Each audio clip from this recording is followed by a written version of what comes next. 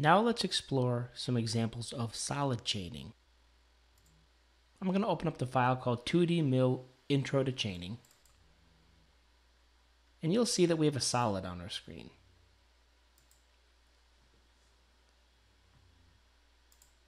We already have our machine selected, so I'm going to go right into the contour toolpath so we can invoke the solid chaining menu.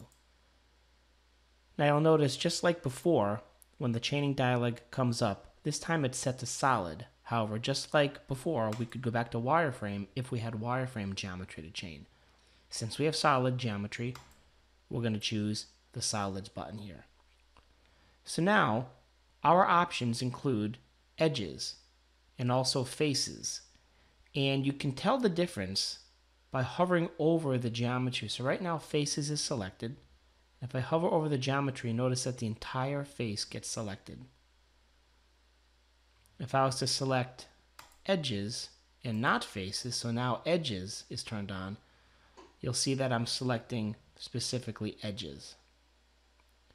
Now if I was to turn on loops, which would be essentially closed edges and faces, now you'll notice that I have the option to choose a face, but if I get close to an edge, it highlights the edge.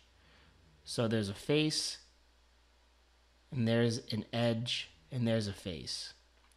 Now you'll notice we also have this set to 3D, which means it's going up the wall and along the top face here. So it doesn't matter the orientation of the edges or the faces. However, if I selected C-plane, now it's limited to just the current construction plane.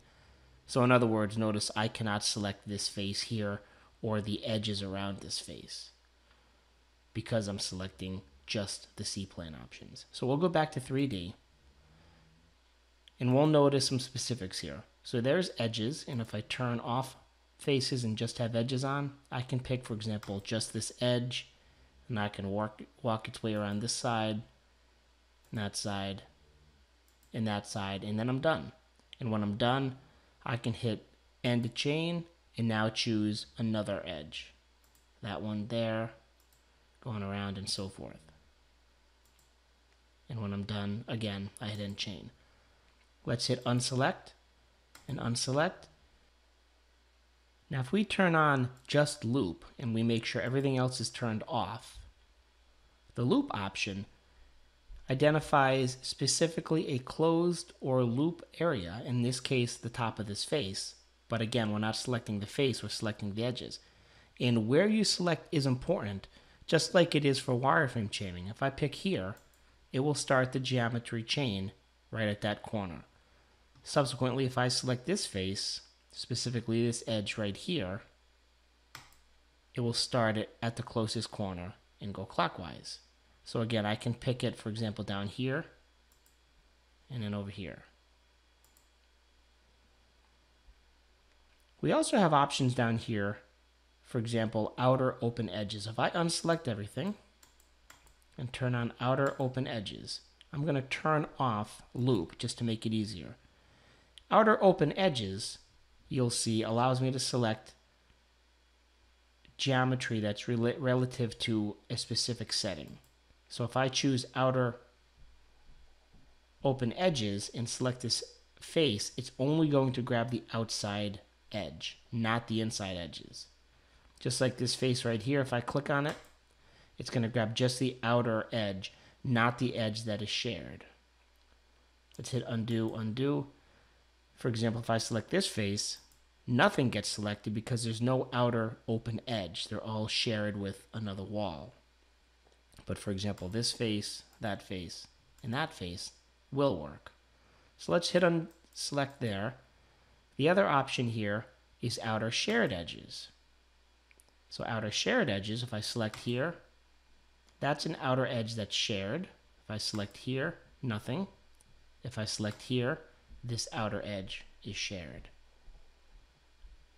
Unselect, unselect.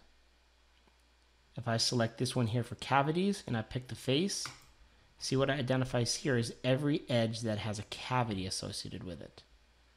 And if I hit unselect and choose, for example, bosses and select the same face, it identifies every edge that has a boss associated with it. If I hit on select here, just like before, we have the last option which we saw. We have the ability to choose branches like we did previously.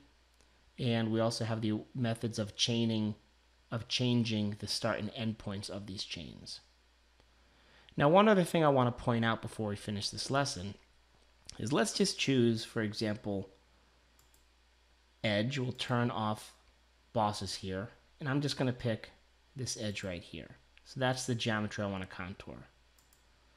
And we're going to explore contour toolpaths in the later lesson, but for now I'm just going to click OK, and our contour toolpath is created. At any time, if I want to go back into the geometry that I originally selected for that toolpath, I can do that one of two ways. I can select geometry here, or if I'm in the toolpath, I can select the geometry here. And it brings up the chain manager. And here's where I can see the solid chain, and this has a loop. I can right click and I can add chains. I can right click and rechain this or edit it, or a bunch of other options as well. So again, to get back into the chain that you selected, you access it right here from the geometry section of the toolpath.